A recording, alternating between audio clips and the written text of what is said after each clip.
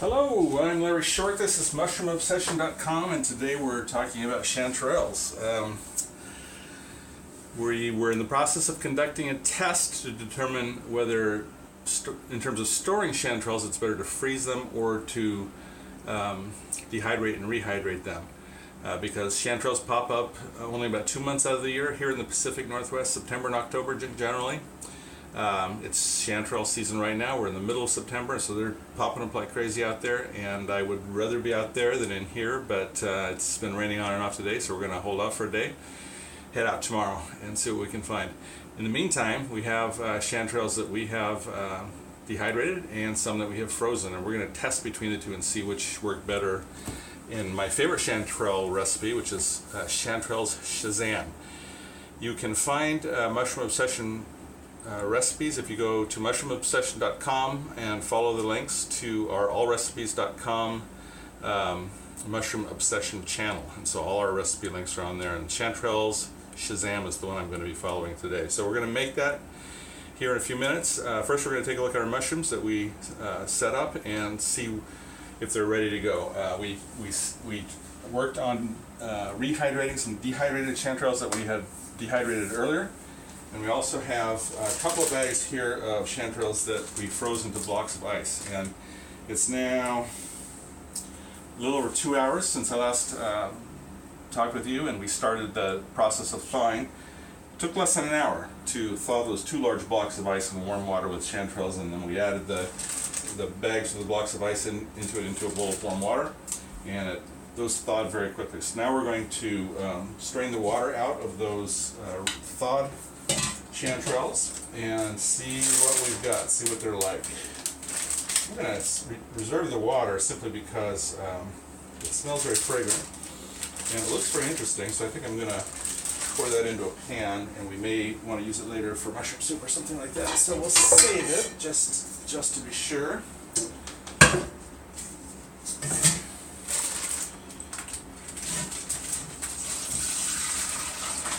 There's bag number 1. And bag number 2. Chanterelles don't look too bad. They look a little soggy, which I guess is to be expected if you've frozen them. But, and they feel a little soggy, kind of rubbery, but not too bad. That's a pretty looking chanterelle. They still have a nice kind of golden orange color to them. We're going to start our Chanterelle Shazam recipe going. Basically, we're going to use a cast iron frying pan. We're going to put it on medium heat, and we're going to add about a tablespoon and a half of olive oil to that pan to start. Let that heat up. While it's heating, you don't want to get it too hot, obviously. If it's smoking, it's probably too hot, but you want to get it just kind of underneath that temperature, so we're going to let it run for a few minutes here. While that is cooking, we're going to walk over to where I've been preparing the ingredients that I'm going to throw into my Chanterelle Shazam. I've chopped up 6 cloves of garlic very finely. I like to use fresh garlic because it's the most pungent, and 1 or 2 of these. This is one of my favorite things to have with any kind of mushroom dish that you want kind of a savory flavor to. This is a shallot. Shallot is similar to an onion, but has a sweeter, more delicate flavor, and I think which allows you to kind of taste the mushroom flavor through it. So we're going to chop up this shallot, and I'll show you kind of how I prepare shallots for throwing into the frying pan. The ingredients for this we are going to use are very simple. We're going to use olive oil in the pan. We're going to use shallots. We're going to use the garlic. Garlic's got a little bit of a strong flavor, but 6 cloves we use. This is, I don't consider this is 1 clove technically, but that's 1 clump, and within there's probably 8 of the individual cloves of garlic in there, so I used about 1 of those, a little less possibly. I didn't use a lot considering the amount of mushrooms we're going to cook. See if I can do this without cutting my fingers off.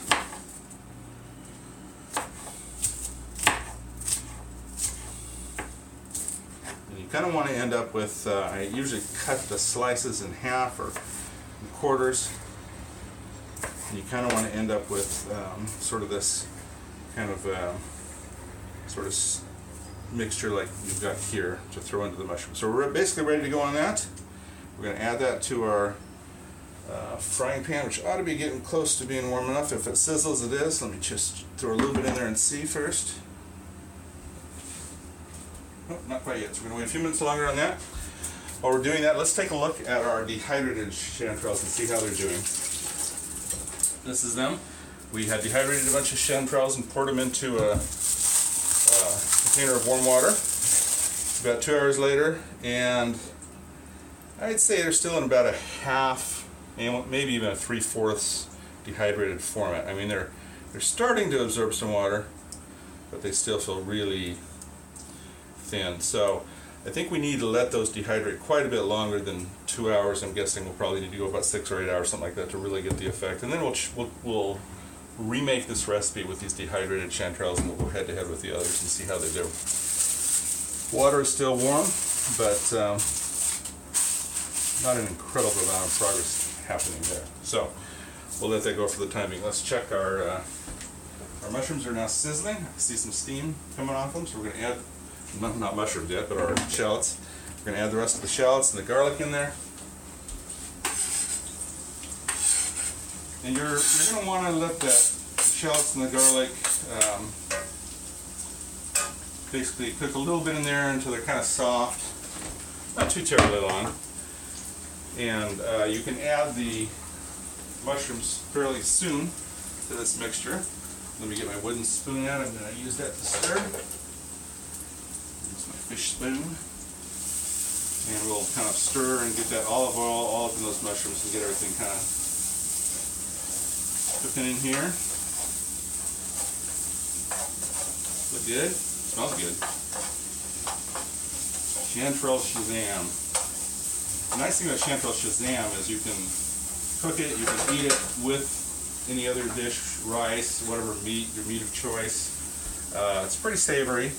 Oh, you do add a splash of port, or like a tawny port or a sherry to it. I am going to pick a nice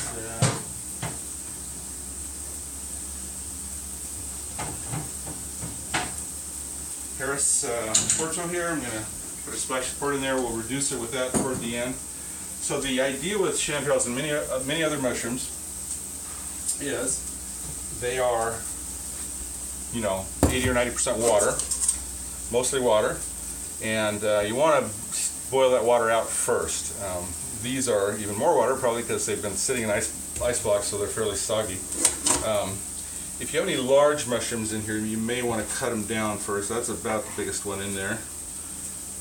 There's not a whole lot of big ones here. I've eaten most of my large mushrooms already, so these are mostly medium-sized mushrooms. There's one that's a decent size. So I'm going to just chop them up a little bit to make them a little bit more uniform in size.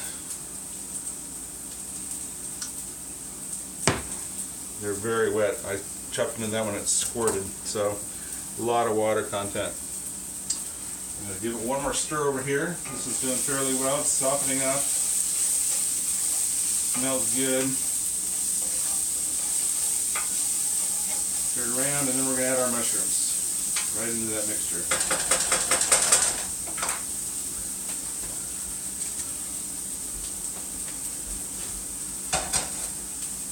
This isn't a lot of mushrooms, so this mixture is actually going to be a little heavy on probably the shallots, which is okay.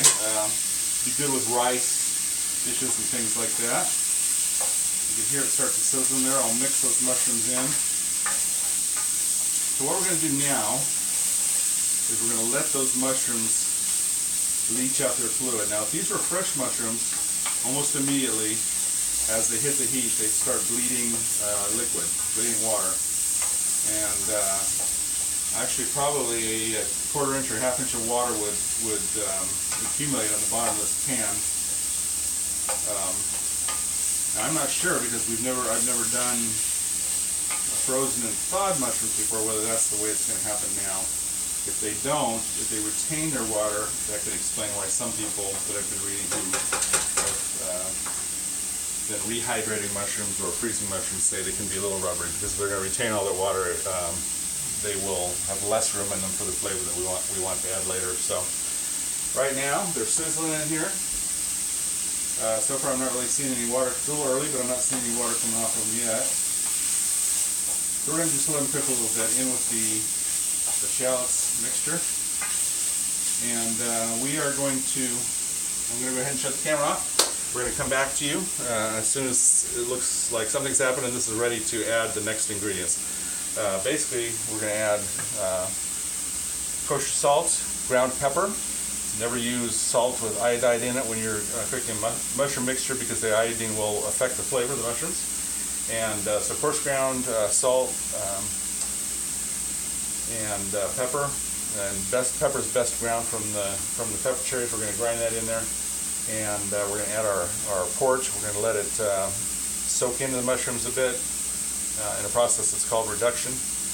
You can also at this stage add a little butter if you'd like. If you'd like a little buttery flavor in your mushrooms, let me add a little pat of butter because I was fairly sparing on the olive oil. You get a lot of steam off here, so I think some of that water is evaporating. It's starting to smell good. I'm starting to smell those mushrooms, those chanterelles cooking. So I'm going to shut the camera off for now, and I'll come back to you in a few minutes when we're close.